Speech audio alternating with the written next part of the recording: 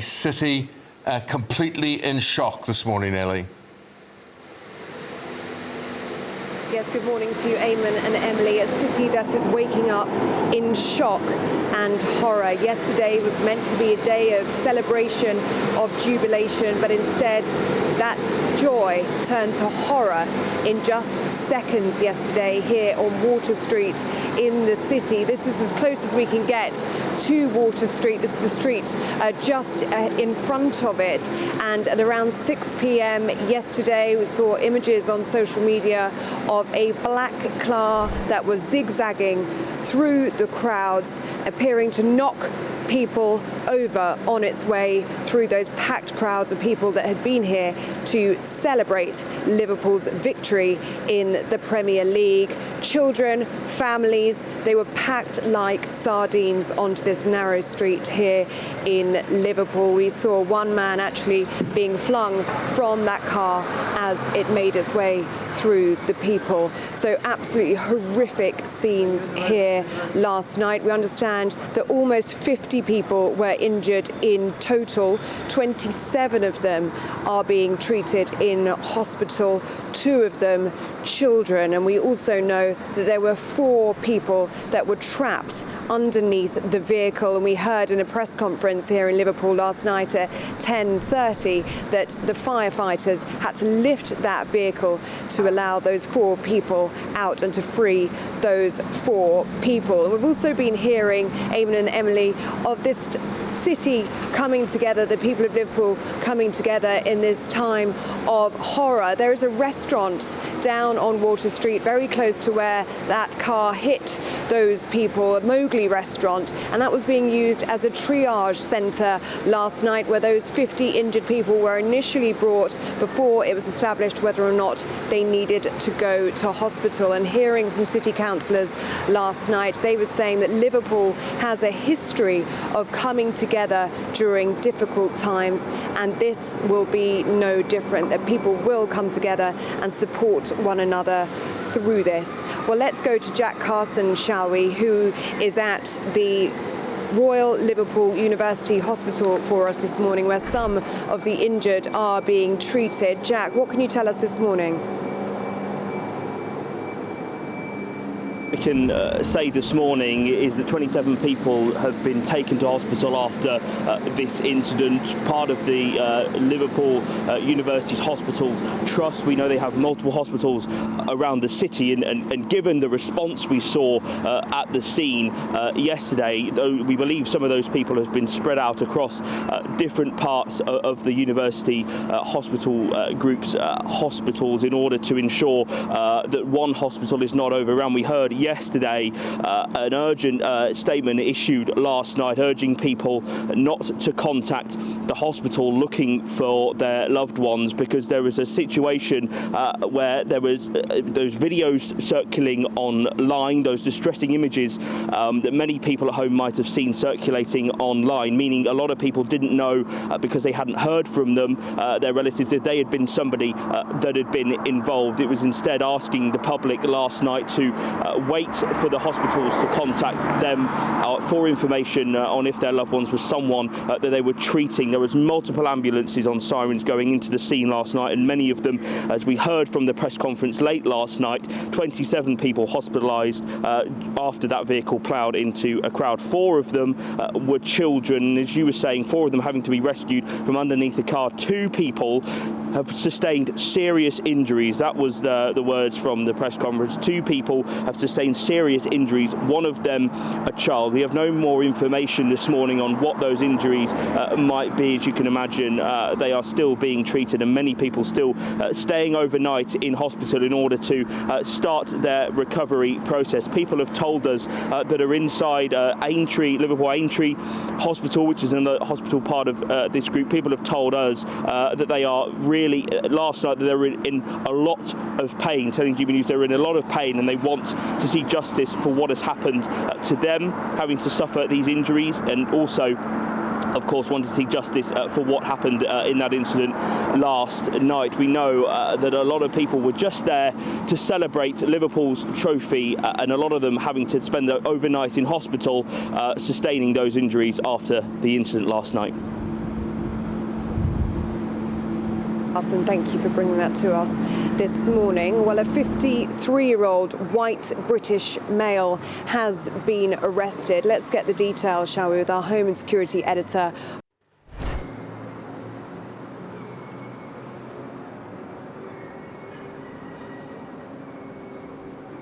Hi, good morning to you. Yes, in terms of the incident that unfolded, some really important information coming out of that news conference last night, and that was a confirmation that this is not being treated as a terrorist attack. Of course, people very concerned, having seen vehicles used as weapons in multiple European and American cities in recent months and years. The real concern was that what we were looking at was a terrorist incident, but what the police say they believe was it was an isolated incident. It doesn't mean, of course, that it wasn't deliberate. They haven't gone that far as yet. And interestingly, very early on in this incident, we had this news coming out confirmed by the police that the person arrested was a 53-year-old white male, the driver of the vehicle, someone from the Liverpool area. That raised an eyebrow or two about just how quick the police were to confirm that in comparison to the lack of information after Southport. But it was precisely because of the vacuum that was created after the Southport attack, with the lack of information and the way in which the rumour mill spread online and the subsequent disorder that we saw, that has, I think, prompted Merseyside police to be a bit more proactive with some of these key details, and that's why that detail was put out there early on. Let's have a listen to what Assistant Chief Constable Jenny Sims told that late night news conference last night. This had been a joyous day in Liverpool, with hundreds of thousands of people lining the streets to celebrate Liverpool Football Club's victory parade. Sadly, at 6 o'clock this evening, as the parade was drawing to a close, we received reports that a car had been in a collision with a number of pedestrians on Water Street in Liverpool city centre. The car stopped at the scene and a 53-year-old white British man from the Liverpool area was arrested. We believe him to be the driver of the vehicle. We believe this to be an isolated incident, and we are not currently looking for anyone else in relation to it. The incident is not being treated as terrorism. So Assistant Chief Constable Jenny Sims addressing that late night news conference, not taking any questions, just delivering statements as her colleagues from the ambulance service, the fire service and the local council did as well. So there are still some key questions that remain unanswered. Okay, it might not have been an act of terrorism as the police believe, but was it a deliberate act? Was it something that was not as sinister in nature? That is something that the police will have to answer as a matter of urgency, there is no doubt. And there are also questions about the way in which the event was managed and the roads that were either open or closed with access to allow a vehicle like this to get into the heart of this parade. On that, it's clear, I think, that Merseyside police are aware that criticism may well come their way, and Jenny Sims, in that same statement that she gave, said that there were robust traffic management systems in place and a number of road closures.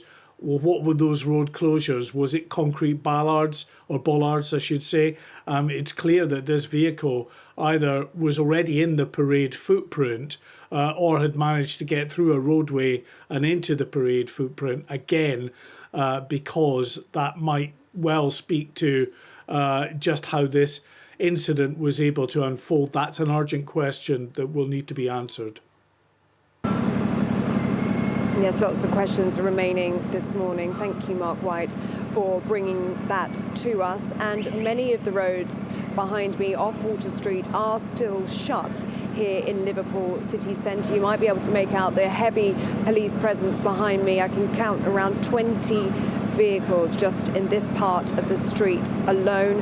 And I did ask officers here whether the road, Water Street, was meant to be shut yesterday. They weren't very forthcoming with that information, but as Mark was alluding to there is always a possibility that cars can be parked up on the streets, even if they are closed to oncoming traffic. So I'm not saying that that's exactly what happened in this case, but the car could have already been parked on the street, and perhaps that's how it gained access. But all of this will become clear in the next few hours and days. Let's go to Adam Cherry now.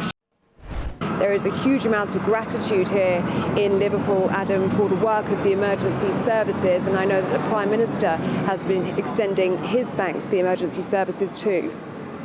Yeah, that's right. Good morning, Ellie. I'll just give you a quick read of that statement from the Prime Minister coming in last night. So Keir Starmer said everyone, especially children, should be able to celebrate their heroes without this horror. He went on to say that the city has a long and proud history of coming together through difficult times. Liverpool stands together and the whole country stands with Liverpool. We also heard from the Home Secretary, Yvette Cooper.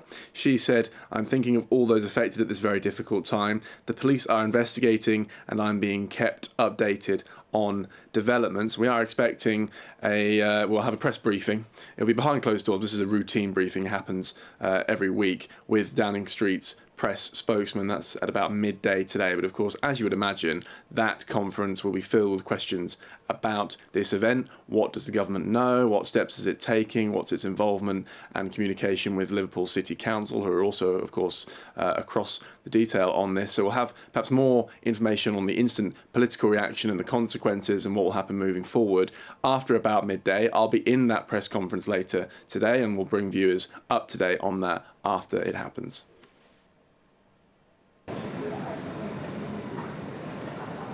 OK, Adam Cherry, thank you so much for bringing that to us this morning. Well, there is horror and shock that is palpitating through the city this morning, Eamon and Emily, and one of the city council leaders saying last night that this incident has cast a very long shadow on what should have been a joyous day.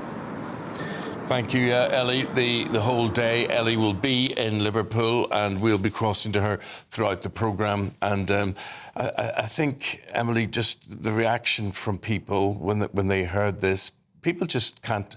I actually think people can't believe it's not a terrorist-related item, because you're thinking, why on earth, then, did he crash into these people in this way? Yeah, and it's been a tactic used by terrorists, so it's hardly surprising that people jump to that conclusion immediately, or worry at least, that that's the case. But we still don't really know why on earth this happened. No. Was this a drunk driver? Was this an aggressive man? Was there a motive? I mean, it looks deliberate, doesn't it? Well, the thing is that most people watching and listening to us today won't have seen the actual footage, which is available on social media, but it is brutal. It is brutal. It looks absolutely deliberate. And, you know, I don't know what people can say that we may have passed out at the wheel, or there was a deliberate action of reversing the car and putting the car forward, and just the innocence of people and the joy of people going out to celebrate, and then this happening. What do you make of the Daily Mail putting on their front page, I think the only paper that's put the actual collision? Yeah. So, you know, someone sort of mid-air